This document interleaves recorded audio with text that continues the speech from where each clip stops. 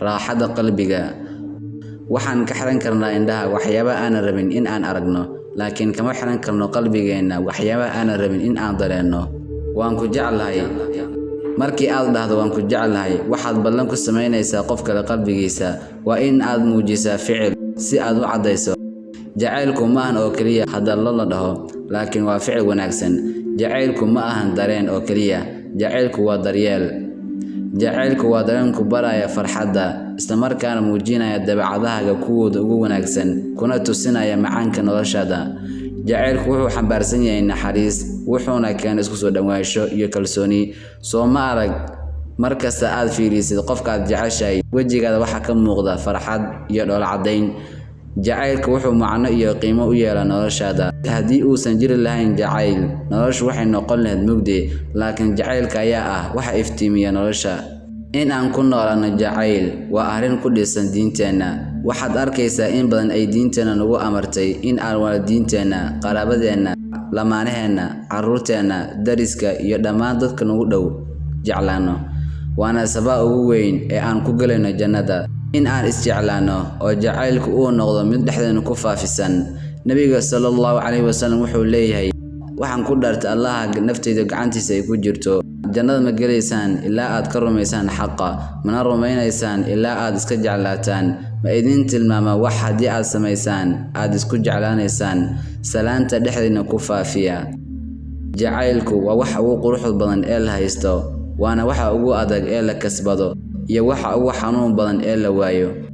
Calaamadaha lagu garto qofka sida dhabta ah ku jecel.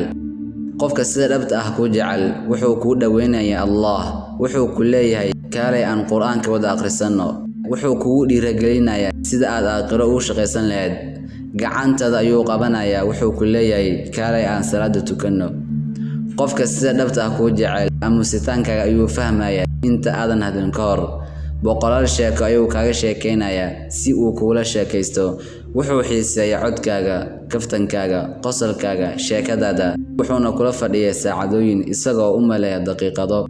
Qofka sida dhabta ah ku jecel farxadaada waa farxadiisa. Marka aad faraxsan tahay ayuu u maleynayaa adduunka oo dhan oo faraxsan. Murugtaada waa murugtiisa, dhibaatadaada waa dhibaatadiisa. Qofka sida dhabta ah ku jecel si sahlan ku kala tagi maysaan. Haddii ay jirto 100 sabab oo aad ku kala tagi kartaan, wuxuu raadinayaa hal sabab oo aad ku wada joogi kartaan. Ilintaada wuxuu u maleynayaa ilintiisa. Marka aad oysid ayuu u maleynayaa in adduunka oo dhan ay oynayaan. Qofka sida dhabta ah ku jecel wanaagaaga ayuu arkayaa marka aad xanaaqsan tahay. Qofka sida dhabta ah ku jecel haddii aad wadanka ka tagto oo aad safarto, waxa uu arkayaa in wadanka oo dhan ay safreen, dadka oo dhan uma jeedo ilaa adiga. Qofka sida dhabta ah ku jecel waxa uu ka fakarayaa adiga oo aan ogeyn. Jacaylkiina ayaa wax walba ka sareeya, wax walba adiga ayuu ka hormarinayaa. Qofka sida dhabta ah ku jecel waxa uu ku siinayaa kalsooni. Marka dadka oo dhan ay ka tagaan, isaga ayaa kula jooga. Xaalad walba oo aad ku jirtid ayuu kugu jecel yahay. Sharaftaada ayuu ilaalinayaa, danahaaga ayuu ka fakarayaa. Waxaa ka mid ah calaamooyinka Alle inuu idinka abuuray naftiina haween si aad isku xasishaan, dhexdiina yeelay jacayl iyo naxariis. Meelaha laga raadiyo xasiloonida, kalgacaylka una ah tusaale. Naxariista ayna ka mid tahay aayadaha Alle uu ragga iyo dumarka isku yeelay lamaane isku baahan oo noloshooda midba midka kale dhammaystirayo. Waa guurka ku bilowda bilow wanaagsan iyo doorasho nafta ay raalli ka noqotay. Alle Qur'aankiisa wuxuu ku leeyahay guursada wixii idin wanaagsan. Nabiga sallallahu alayhi wasallam wuxuu leeyahay lama arag laba isjecel wax uga wanaag badan sida nikaaxa. Taas waxaan ka fahmaynaa marka guurka ay ku bilaabato raalli ahaansho iyo kalitaan, in guurkaas uu noqonayo guur lagu waaro oona ku dhisan jacayl. Jacaylkaas oo saldhig u ah farxad. Sida baaritaano badan oo la sameeyay, guurka ayaa lagu ogaaday in guurka uu keeno farxad. Doorashada lamaanaha waa doorasho tan ugu adag. Sidaas awgeed waxaa muhiim ah in aad si fiican oo xeel dheer ugu fikirtid qofka aad nolosha la qaybsan lahayd, habdhaqankiisa, shakhsiyadiisa. Intaas waxay noloshada horseedi karaan farxad, reerayn iyo raaxo guur. Ka jawaab su'aalahan si aad u ogaatid gabadha ama wiilka kugu habboon noloshaada. Qof sidee ah ayaad rabtaa inaad guursatid? Tilmaam ugu yaraan 5 sifood. Qor dhammaan dabeecadaha aad ku dooranaysid.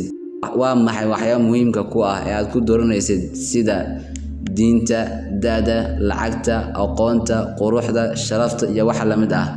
Waa maxay waxyaabaha aad ka sugayso qofka aad noloshaada la wadaagaysid? Wiil ayaa hooyadiis weydiiyey, sideen ku heli karaa gabadh igu habboon? Hooyadii ayaa ugu jawaabtay, ha ka walwalin helidda gabar wanaagsan.